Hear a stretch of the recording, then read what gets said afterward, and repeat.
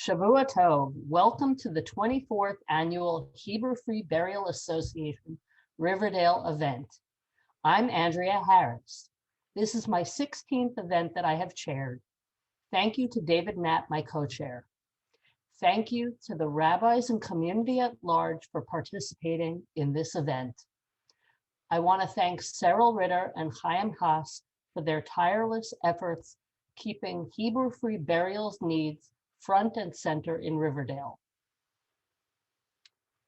The Riverdale community came through in 2020 as Hfba would bury 523 people. At one point, there were not enough talesim to bury the niftarim. Riverdale came through with financial support and donations of talesim. Riverdale has the largest number of donors from one community.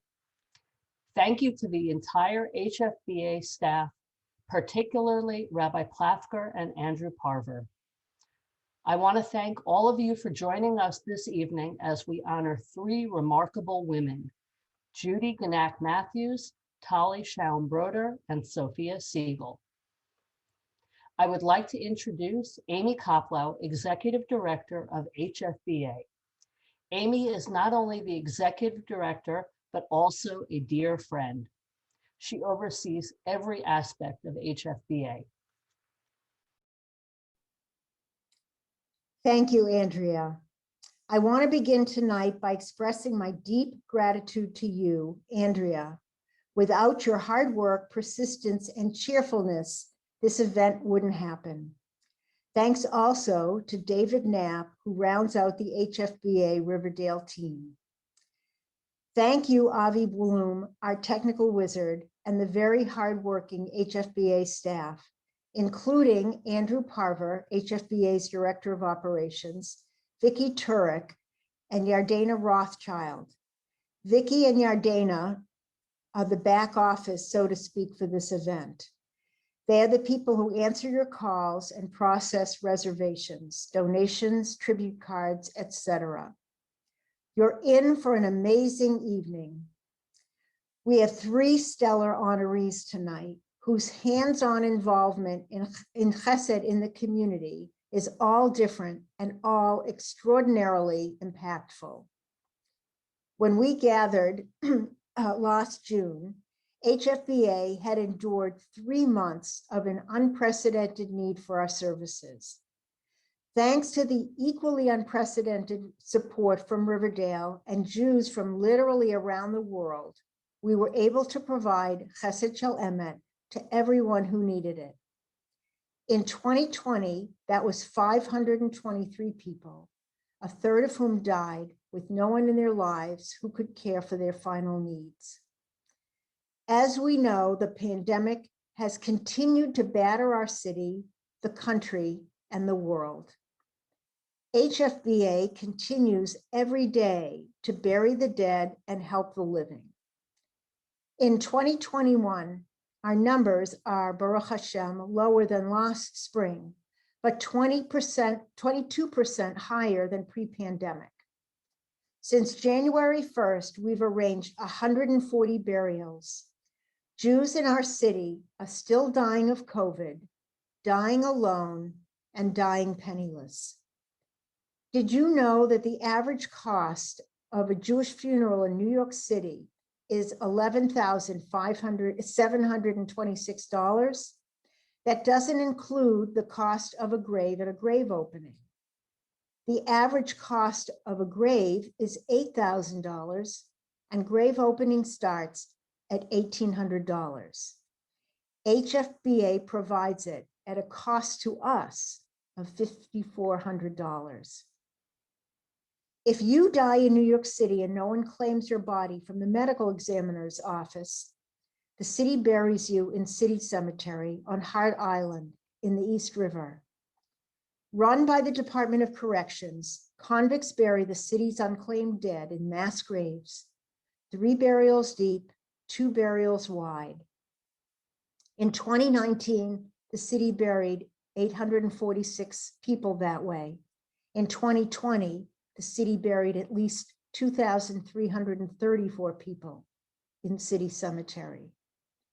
It's been HFBA's mission since our inception in 1888 to prevent this fate for our brothers and sisters by doing Chesed Shel Emet for any Jew in need in the metropolitan New York City area. HFBA is the Jewish community's Hfba Kadisha for the disenfranchised, the poor, those with no one to help them at the ends of their lives.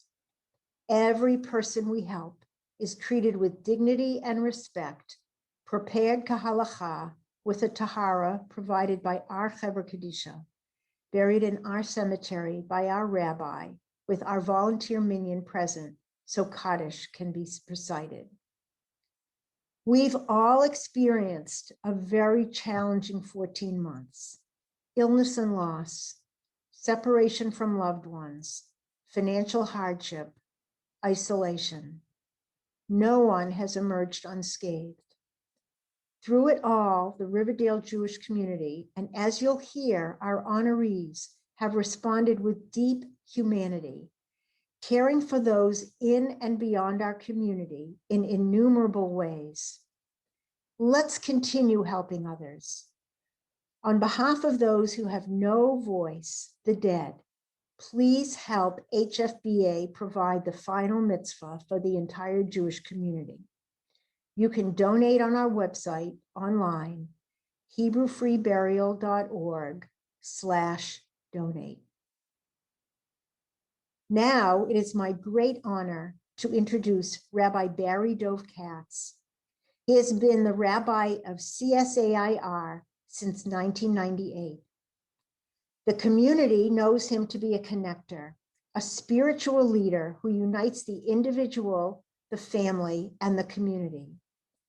His congregants are inspired by his love of learning, his love of Jewish tradition, and his love for Israel.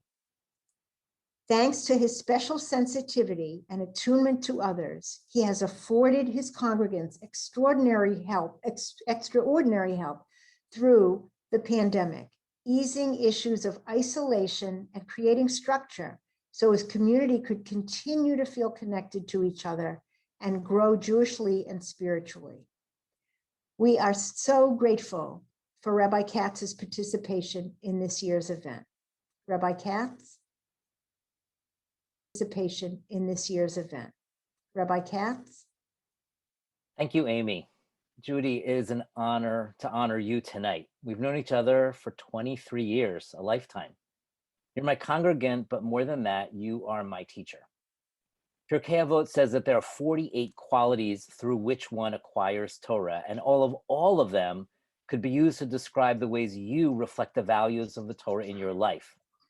For you, these are ways you acquire Torah and share it. I want to focus on 3 of the 48 as a way of acknowledging your contributions to the Hebrew Free Burial Association, our Shul, the Conservative Synagogue Attentive Israel of Riverdale, the wider Jewish community in Riverdale and beyond, and in the lives of so many people who are fortunate to know you as a counselor, a friend, and of course, a master chef. The first quality is attentive listening, shmi'at ozen. You listen so well. It is your superpower as a mental health professional. I cannot count the number of people who have told me some version of, I met with Judy and I felt heard. Most people don't tell me about their time with their therapists, but they do talk about their time with you because you give them something that is so precious, intense, focused time to pour out their hearts and to know that someone is paying attention and will gently help them find clarity. But it's not just in your office that you exemplify shmi'at ozen, that listening. You've been on call for our shul after national tragedies to council members. You've led focus groups on sensitive topics we navigated as a community. At Camp Ramah, you taught a generation of counselors that the best thing that they can give their campers is a listening ear. And in all of these settings, you teach us the important Torah of listening without judgment. Another of the 48 qualities that you embody is simcha, it's joy. And anyone who has ever watched you read a haftorah, serve as shlichat tzibur, speak in Hebrew or bake a challah can attest to that. You perform these acts, which many would consider mundane, with deep happiness. Your smile is just the tip of the iceberg on this one. The joy is palpable. It flows from your soul, from your family's roots, and it's fed by the joy that you see in others. Speaking of being fed, for so many years, you volunteered to teach members of our shul to cook. But this is more than a cooking class you lead. It's an immersive experience defined by happiness. As you share recipes and demonstrate technique, you share stories about the food, its roots in this or that culinary tradition, and so important, how it's a part of your life. You create community around the cooking, turning our shul industrial kitchen into an intimate space where everyone is welcome. Several years ago, a young person in the show was doing a project on challah baking, and he recorded you talking with glee about your favorite bakery and the secrets of its oven, the chemistry of yeast, and the satisfaction one gets from a freshly baked loaf of bread on Shabbat. Your unspoken offer to your students is not only a delicious Chernowitz or challah or Sephardic delicacy, it's the possibility of something more, of community, of intergenerational connection. It's the Torah of simcha, of joy. Another one of the 48 ways one acquires Torah is loving other people, ohev et habriot. And implied here is that every person is created by God. This comes through in the way you've delivered divrei Torah, worked to maintain our chavurah, our lay-led davening and social group that helps so many people find a place in our synagogue, supported our sisterhood, and pretty much every other initiative the synagogue has undertaken. And of course, this love, this ahavat habriot, comes through in the ways that you act as a parent, a grandparent, and a partner. It comes through in the ways that you treasure more distant relatives here and in Israel, the way you gently hold the stories and legacies of your parents and grandparents. On a personal note, I must add that another of the qualities by which Torah becomes yours is machkim et rabo, making your teacher wiser. It's counterintuitive that one would acquire Torah by somebody else getting wiser. But anyone who knows you understands the ways your Torah is generative and infectious. You model discretion, humility, and care. On more than one occasion during a challenging time in the life of the community, you've made it a point to ask me how I'm doing, which makes me ask, how am I doing? Which hopefully makes me more emotionally available, which hopefully makes me a better rabbi. I'll bet that many of the people here tonight would say that you help them be better people as well. For all of these reasons, plus the 44 others listed in the Mishnah, it makes great sense that the Hebrew Free Burial Association would bestow this honor on you tonight. Mazel tov. Thank you, Rabbi Katz. As a special treat tonight, in honor of Judy Matthews, we will now hear a few words from her son, Alex. He describes himself as a vegetable farmer turned rabbinical student. Alex is in his third year of rabbinical school at Hebrew College in Boston and concurrently the spiritual leader of Congregation Ahavas Achim in Newburyport, Massachusetts. Alex, thanks for joining us tonight to honor your mother. Thank you, Amy. I have to say, being up here with Rabbi Katz and my parents and so many family and friends while wearing a suit, if we weren't on Zoom, I'd be convinced I was having flashbacks to my own bar mitzvah. Rabbi Katz said he has known my mom for 23 years in his time at CSAIR. What's remarkable is that she has actually been a member of that congregation for more than double that amount of time, joining the community with my dad in 1974, making this their 47th year of membership. I've had the incredible good fortune, in one of the silver linings of the Zoom era, to have my parents be fully participating members at my congregation in Newburyport, Massachusetts over the past year. And I mean full participants. They show their love by showing up for everything, and are often the first ones to sign on and the last ones to sign off. And of course, in that time, my mom has led baking programs, led davening, and at this point, chanced the Haftorah more weeks than not. That's the way my mom dedicates herself to most community functions, as an enthusiastic participant who is eager to pitch in. So you may be surprised to learn that in my memory, this is only the second time my mom has ever agreed to be honored. I remember sitting with my mom in shul one Simchas Torah. I don't know exactly how old I was, but I was old enough to recognize that each year one deserving woman was given the honor of Kalat Breshit, receiving the first aliyah of the new Torah cycle. I was also old enough to realize that my mom, although surely deserving, had never received the honor. I asked you why, Mom, and in all honesty, you didn't give me a very good answer. You shrugged and said that receiving honors isn't really your thing. And in that regard, I can think of no more fitting honor for you than a Chesed Shel Emet award. Chesed Shel Emet, which I probably don't need to translate for this crowd, is recognized as the ultimate act of loving kindness. To my eyes, my mom approaches every interaction in her life with the full-hearted generosity and enthusiasm that accompanies an act of Chesed Shel Emet. No matter the task, no matter the project, no matter the beneficiary, she is ready to pitch in and contribute whatever she can. Certainly, in my own career path towards the Rabbanit, I have no better role model than my mother, who exemplifies the pastoral skills and caring and compassionate outgoing nature that I do my best to emulate. Her work with the Hebrew Free Burial Association, as my fiance pointed out, makes perfect sense. My mom cares deeply for everyone in her extended sphere, from the tiniest newborn to her elderly private patients. Of course, she'd be an advocate for the acts of Chesed Shel Emet that this organization performs. Her work as the driving force in ensuring that a pair of sisters, Beatrice and Marianne, received all the kavod of proper Jewish burials, embodies to a T what it means to perform an act of Chesed Shel Emet. Pirkei Avot, which I expect will be a theme of the night, as we are about 2/3 of the way through the Omer. Also, I know it's some of my mom's favorite text, teaches, Ezehu mechubad hamechabed et habriot, shene'amar ki mekabdi akabed uvozai yekalu. Who is one that is honored? One who honors their fellow human beings. As it is said in the book of Samuel, for I honor those that honor me, but those who spurn me shall be dishonored.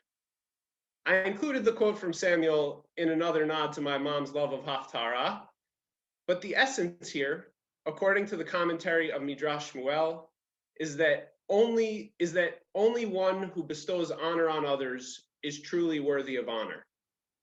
Mom, you've dedicated so much time and energy bestowing honor on others. It is my pleasure, on behalf of all your family and friends and the Hebrew Free Burial Association, to bestow just a little honor on you. Mazel tov. Thank you, Rabbi Katz and Alex, for your moving thoughts. And thank you for the Hebrew Free Burial Association for this wonderful award. I am humbled by the honor you have bestowed on me.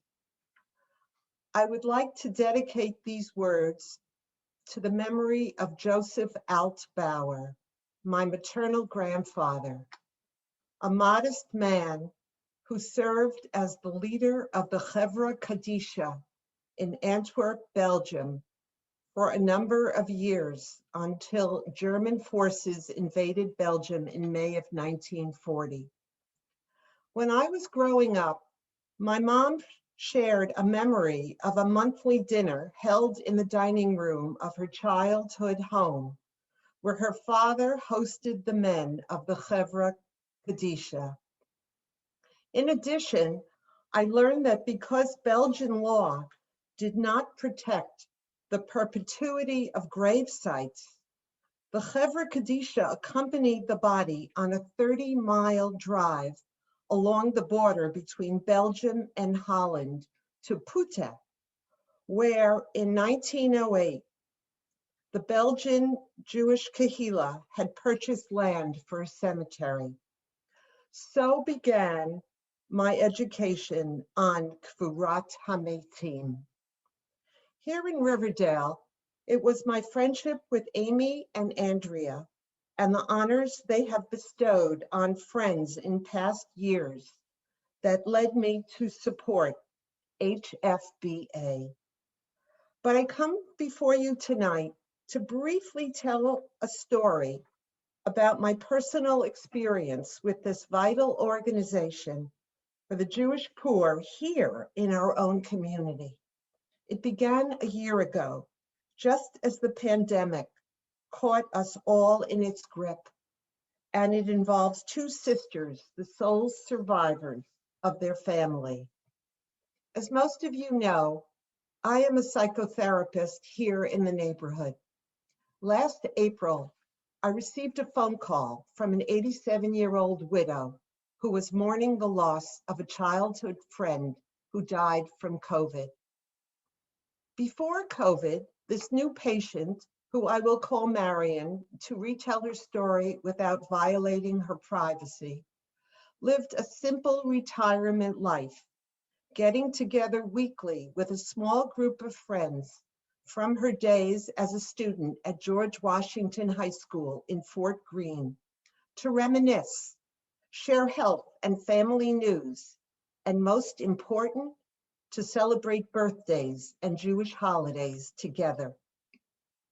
In addition, Marion, who lived in subsidized senior housing in Riverdale, maintained an ongoing connection with her younger sister, who resided in a mental health assisted living facility in Staten Island. Because of COVID, Marion and I couldn't meet in person, but in the week after her first phone call to me, I spoke to her a number of times. Her sister had been hospitalized for COVID. Marion had contacted Hfba a few years previously to inquire about its services and to give information about herself and her sister. Marion's sister passed away early in May. She called me and I called Amy. The Hfba staff went to work and made arrangements with incredible swiftness and respect. They were even able to obtain a very generous contribution that covered the full cost of the burial. Marion participated by phone in the funeral, which Rabbi Plafker conducted at the HBFA plot at Mount Richmond Cemetery. Marion was very appreciative for the generosity of the organization in arranging for her sister's burial, and she sent a beautifully written note to Amy. My weekly phone talks with Marion focused on helping her grieve major losses in her life and to maintain her emotional and physical well-being. With my assistance, she updated her own application to Hfba and requested, if possible, that she be buried alongside her sister. A few months after her sister's passing, Marion received a picture of her sister's matzeva, the memorial stone. Seeing the stone helped her deal with her loss. My phone calls with Marion proceeded weekly like clockwork. Our conversations were honest, and she was open in reviewing a life with both hardships and joy. Marion grew up in a multi-generational family in Inwood.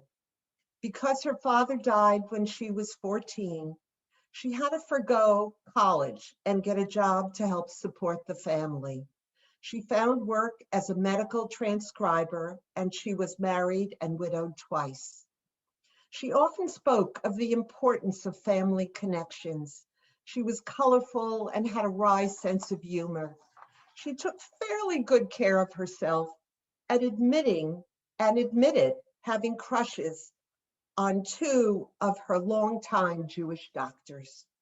She spoke about her love of opera and going to Broadway shows. She had writing and artistic talents. She read some of her short stories to me. They were full of drama and mystery. She also wrote poetry. Here is a haiku she wrote just before her 88th birthday this past October. Another birthday. Things aren't all that bleak. Some people place great value on a well-preserved antique. On Tuesday, January 12th, my regular weekly phone call to Marian went unanswered. I called later in the day, hoping to hear her melodic voice, but still got no answer. The next morning, I called the senior housing office and was told that she had died unexpectedly the day before. I promptly called Amy, and from there, the process proceeded as smoothly as illustrated on the back of the invitation you received for tonight's program. The HFBA staff located the exact whereabouts of Marian's body and began planning her funeral.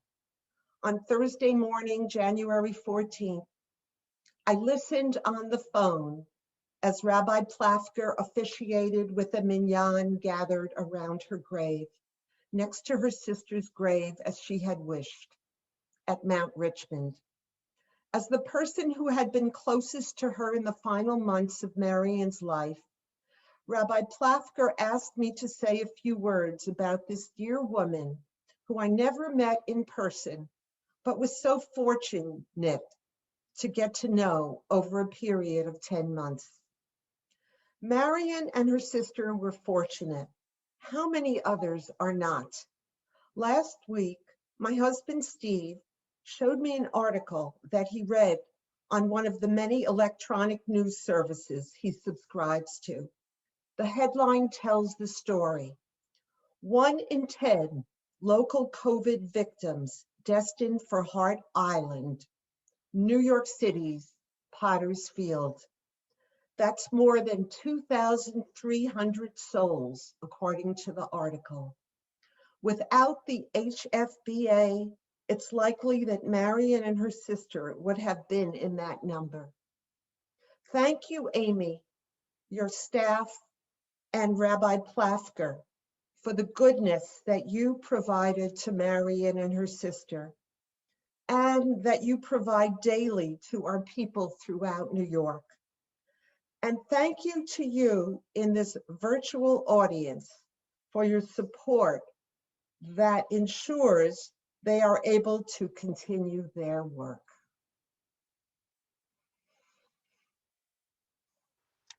It is my honor to introduce Rabbi Stephen Exler. Rav Stephen has been at the Bayit since 2008, first as an assistant rabbi, and since 2015 as the senior rabbi, where he is recognized as a master speaker, teacher, and rabbi with pastoral skills par excellence. When the pandemic suddenly upended normal life as we knew it, Rav Stephen faced it head on.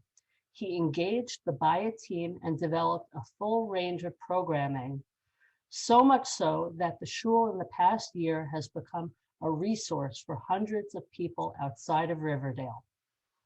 Rav Stephen made sure his congregants and community had the best, most up-to-date info about the pandemic by running virtual town halls and engaging experts to share their knowledge.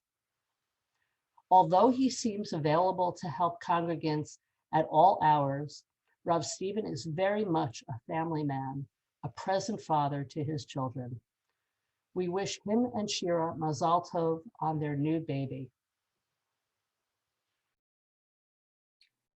Thank you, Andrea. Mazal Tov to the HFBA team, and thank you, Amy, for your tireless devotion and the leadership of HFBA. As we enter our second pandemic year, even with the light at the end of the tunnel, we see Hebrew Free Burial Association's critical work as our emissaries in taking care of the most vulnerable at the hardest moments. And you do it not just under pandemic conditions, but every day of every year. and HFBA deserves the fullest measure of our support. Mazal tov to our wonderful honorees, to Judy and to Sophia, true paragons of Chesed and of community. What an honor to celebrate and publicly appreciate my friend, colleague, and teacher, Rabbanit Tali Schaum Broder, with the 2021 HFBA Oskim B'Tzibul Award, the award for community service. The title of this award is so perfect for Rabbanit Tali. Oskim, la'asok, is not merely to do, but to immerse oneself. I've rarely seen someone so fully put their whole self into spiritual care in the way Rabbanit Tali does as a chaplain at New York Presbyterian Hospital. In these last 2 incredibly challenging years for our world, she has shepherded families, medical professionals, and patients themselves through fear, loss, uncertainty, and aloneness, making them less alone. In this way, she is the perfect partner for HFBA's vision that no one, in life or in death, should be alone. Rabbanit Tali brings passion and compassion to her work. She goes above and beyond the call of duty to be there for those in need. I remember vividly an overnight call for Rabbanit Tali, during which I called her to ask if she would officiate a funeral the next morning, post-call, for the parent of a member of our community for whom she was a spiritual support and a rabbi. She was ready at a moment's notice to step in and do it, with no concern for her own sleeplessness. This reflects the tzibur part of Oskim B'Tzibur. Rabbanit Tali is so deeply a part of the communities in which she belongs.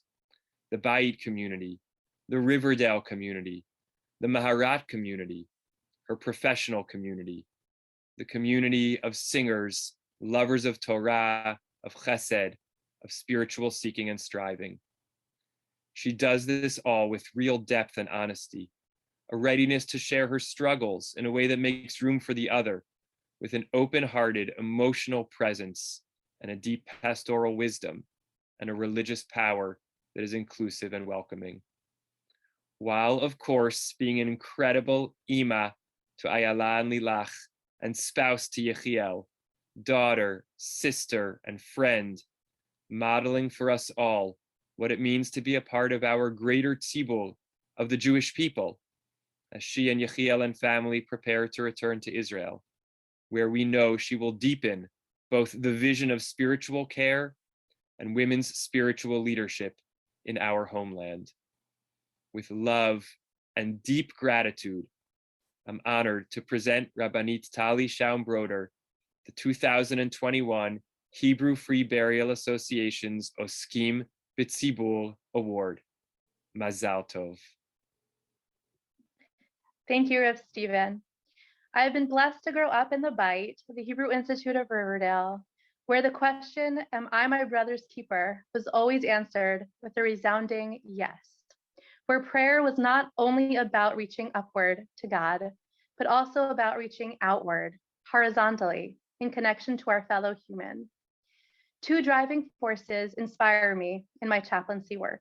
The first is the idea that every human being is created in God's image, B'Tselem Elokim. This allows me to cross the thresholds of every patient's room, knowing that I am about to encounter a glimpse of the divine, even in some of the darkest moments. Visiting people in the hospital who are at their most vulnerable, who can feel like they've lost their humanity. In their hospital gowns, poked and prodded, they have often lost a sense of who they are. It is my sacred job to help them remember that they too are created in God's image, to uphold their dignity and allow them to feel the divine within. The other force that drives me comes from the story in Breshit when God tells Yaakov, before he and his family go down to Egypt, I will go down with you. Anochi ered imcha mitzrayma. The idea that God will descend with us, with the Jewish people, with each individual into the depths, into the darkest, most painful places. This idea of being with people in their struggles and making sure they know they're not alone is the other idea that drives me in my work. This year has been one that has turned our world upside down, but has also been one in which the true spirit of humankind has shown its resilient strength. Having the privilege of working in New York Presbyterian Columbia, the hospital that quickly became the epicenter of the COVID during the height of the pandemic, I was witness to some of these concepts. FaceTiming families who could say their last goodbyes to their loved ones while a nurse was holding the phone to their patient's ears. Beautiful portraits that were created of the qualities of the patients, drawn and hung above their beds after speaking with those who know them best. Nurses and doctors who try their best to make sure that patients did not die alone. As some of you may know, the morgue at the hospital got filled pretty quickly during the height of the pandemic, and the refrigerated trucks had to be brought in to sit parked outside the hospital as a temporary morgue to hold many of those unclaimed bodies. As part of the spiritual care department, a colleague and I went to stand outside with the trucks, the two of us, while they were moving bodies from one truck to the other trucks to be taken elsewhere. We stood there, watching as the bodies were moved, gently, delicately, placing them side by side. And we sent them off in prayers and singing. I remember singing Ki Malachav, may God command his angels to safeguard them in their final journey on this earth, and thinking how we were attempting in some small way to uphold their sense of dignity, these unclaimed, precious souls created in God's image. It is this work that the Hebrew Free Burial Association does on a continual basis. It is Chesed Shel Emet in the deepest meaning of that term. The Hebrew Free Burial Association arranges for those bodies, those people who might be sent elsewhere, and affords them the dignity of a proper burial with prayers and the kavod that every human soul deserves. The Hebrew Free Burial hears the question, am I my brother's keeper? And answers it daily with a powerful yes. It is an organization dedicated to the sacred work on a daily basis. I wish to thank the Hfba Free Burial Association, Amy Koplow, Andrea, and Stephen Exler for considering to honor me today. I want to give kavod and thanks to the other honorees, Judy and Sophia, who contribute so much to our community. I can think of no greater zechut than being associated with a special organization. And I pray that Hashem continues to give them the strength and the spirit to continue this important mission. Thank you. It is my honor to introduce Rabbi David Zirkin. Rabbi Zirkin is the senior rabbi of the Riverdale Jewish Center since July 2019.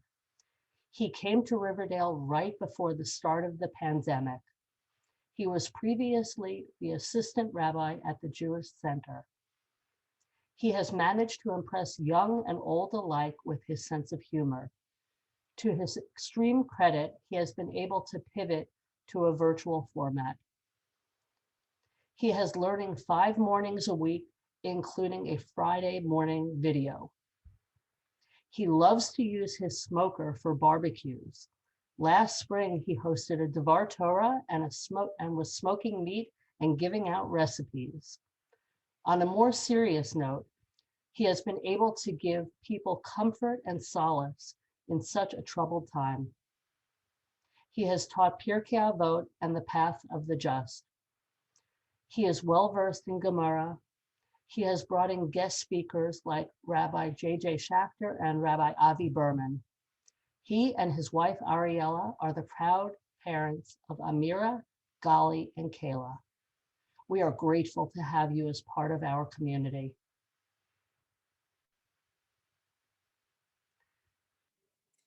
Thank you, Andrea, and good evening, everyone. Each of the Chagim of the year demands a certain amount of preparation, whether it's a week or sometimes even a month, but all of them pale in comparison to the 7 weeks of Sfirat HaOmer that lead us to Shavuot. The climb towards Sinai that we mark during this time of the year has at least one very basic message. It teaches us that the greatest things in life require the greatest amount of preparation. It could be personal, spiritual, or otherwise, but there is no shortcut to being truly prepared. We saw this lesson bear out during COVID when so many of us tried to do more chesed than we've ever done before. Each act of chesed was heroic, but it was the people who live and breathe chesed that really shine brightest when we needed them most. When we thought about who to nominate for this year's award, we thought of Sophia Sigal for this reason. Sophia, along with the rest of her Molinas and Sigal family, have made caring for others a staple of who they are always. And this year, Sophia took it to the next level. In her volunteerism for the Riverdale Jewish Center, her professional work as a medical librarian for the New York Presbyterian Hospital, and her care for family and friends anywhere and everywhere, Sophia represents the kind of chesed we want always and the kind of chesed that we really truly needed this year. So it's my pleasure to present Sophia Sigal today with a beautiful handcrafted gift from our very own Abby Marcus that reads, Deracheha darchei noam v'chol netivoteha shalom. Her ways are pleasant always, and all her paths are peaceful. This is true of the Torah about which this pasuk was written, but also about our honoree tonight. Sophia has been a shining example of who we are this year and a role model for what each of us hopes to be in the future. Thank you for all your service and mazel tov. Thank you, Rabbi Zirkin. Thank you so much for this honor. I am truly touched. The Hebrew Free Burial Association is an organization that is close to my family's heart. Both my grandfather and great-grandfather felt strongly about this organization. Both my grandfather and great-grandfather felt strongly about this organization's mission and were supporters. The Hebrew Free Burial Association is an organization that provides to those who can never repay. This is one of the highest forms of chesed. This is how I feel about the Riverdale community. As much as I give back to this wonderful community, I can never repay Riverdale for what it has given me. I feel so fortunate to have been raised in a warm environment. I would like to thank my parents who have instilled within me the importance of giving and community. I would like to thank my family, friends, and the Riverdale community who took time to join this occasion. Now more than ever, the Hebrew Free Burial Association needs our help. Unfortunately, due to this unprecedented pandemic, this organization has been working overtime to meet the needs of our community. They have buried more this year than ever before. Please open your hearts and support this wonderful organization. Thank you all for joining us. We hope to see you next year in person with bagels and coffee. Thank you.